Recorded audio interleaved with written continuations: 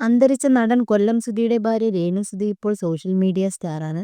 സുധി മരണപ്പെട്ടതിനു ശേഷമാണ് രേണുവിനെക്കുറിച്ചുള്ള കൂടുതൽ കഥ പുറത്തുവരുന്നത്. ശേഷം അഭിനയത്തിൽ ചുവടുറപ്പിച്ച രേണു തനിക്ക് കിട്ടുന്നതൊക്കെ ചെയ്യാൻ തുടങ്ങി.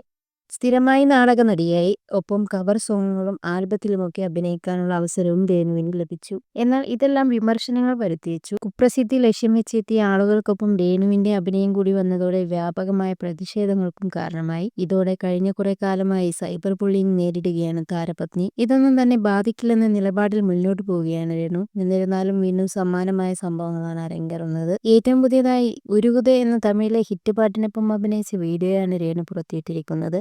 ഇത്തവണ കലാഭവൻ ഷംനാഥ് എന്ന വ്യക്തിയാണ് രേണുവിനൊപ്പം അഭിനയിച്ചിരിക്കുന്നത്. ഒരു പുഴക്കരയിൽ നിന്നുമുള്ള ഇരുവരുടെയും അഭിനയം വളരെ പെട്ടെന്ന് ശ്രദ്ധിക്കപ്പെട്ടു. പാവാടയും ബ്ലൗസും ഒക്കെ ധരിച്ച് ചെറിയ പെൺകുട്ടിയെപ്പോലെ ഓടി നടന്നും മറ്റുമൊക്കെ രേണു തന്റെ പ്രണയം അഭിനയിച്ചു. മുമ്പ് ചെയ്ത ആൽബങ്ങളിലേതിന് സമാനമായ എക്സ്പ്രഷനായിരുന്നു ഇത്തവണയും. ഇതോടെ വീണ്ടും സോഷ്യൽ മീഡിയയിൽ നിന്നും വ്യാപക ആക്രമണങ്ങൾ ഇവർക്ക് നേരിടേണ്ടി വന്നു. വീഡിയോ പിന്നെ കാണാം. അതിനു മുമ്പ് ഇതിനെ വന്ന കമന്റുകൾ നോക്കട്ടെ എന്നായിരുന്നു ആളുകൾ പറയുന്നത്.